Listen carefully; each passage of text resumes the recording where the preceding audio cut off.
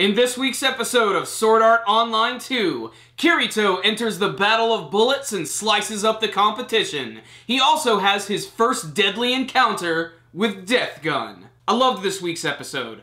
I loved it. I cannot contain my excitement for this one, and a lot of that has to do with the fact that we finally got to see Kirito in action, in an action sequence which reminded me of the old days of Sword Art Online. It was well animated, it was badass, and we got to see a lot of Kirito's brand new skills with his lightsaber, and that's what I'm gonna call it from now on, and his gun. He was able to take out this one guy in a really tense match with some really quick thinking and maneuvering, and the entire scene looked amazing. But even after the action sequence, and even the scene-owned fan service, and the hilarity of her actually finding out that Kirito is indeed a dude, the best thing about this week's episode was when Kirito finished up his match, suddenly Death Gun was just standing right behind him, and we finally start to get our first clues as to who Death Gun is.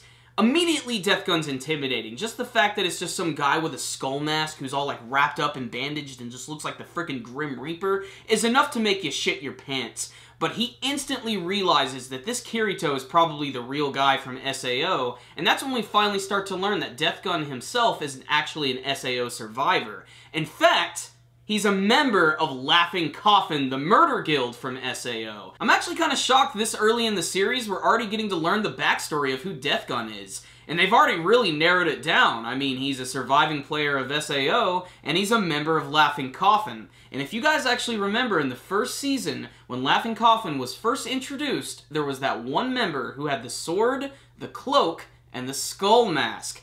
Very similar to Death Gun, huh? I'm just gonna guess that these two are the same characters. It just seems so obvious. It's the only character from SAO who had like a skull mask, and it just fits perfectly with this guy, not to mention Laughing Coffin. Otherwise, what's the rundown on this week's episode of Sword Art Online 2? I loved this episode. I loved it for the action, I loved it for the artwork, I loved it for that Death Gun scene at the end of the episode especially, because it's got me really thinking who Death Gun could be, although, like I said, they definitely narrowed it down in this episode. I was kind of hoping we'd get to see a little more scene-owned action, but that's probably going to happen in next week's episode, and I imagine we're going to get to see Kirito going through another couple of matches.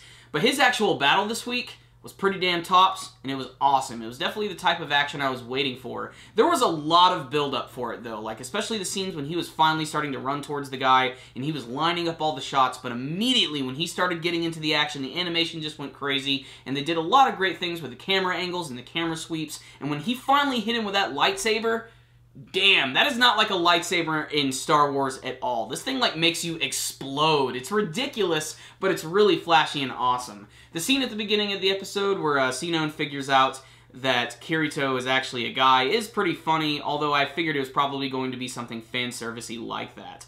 Otherwise, great episode, especially for that nice little twist at the end when getting to see Death Gun. I can't wait to see what his true motive is, because I imagine if he wanted to kill Kirito, he could probably do it right now. Although we really don't know the secrets behind his powers yet, and I can't wait to see how those are going to unfold.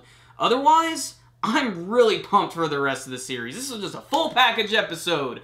Good animation, good artwork, badass action, cool characters, little bit of mystery and intensity. That's how you do an anime series, my friends. This week's episode was a little slow, but otherwise, it was a full package. So I'm giving it a 9 out of 10. Check it out, fans of Sword Art Online. Thank you guys for watching my review today. Before you leave, make sure and hit that like button so you can give this video a thumbs up. And please tell me what you thought about this week's episode of Sword Art Online 2. Do you have a guess as to who Death Gun could be? And what did you think of Kirito's first action scene? Remember guys, make sure and subscribe to the channel if you haven't already, and check us out on Facebook and on Twitter. I'll put links for those in the description box below.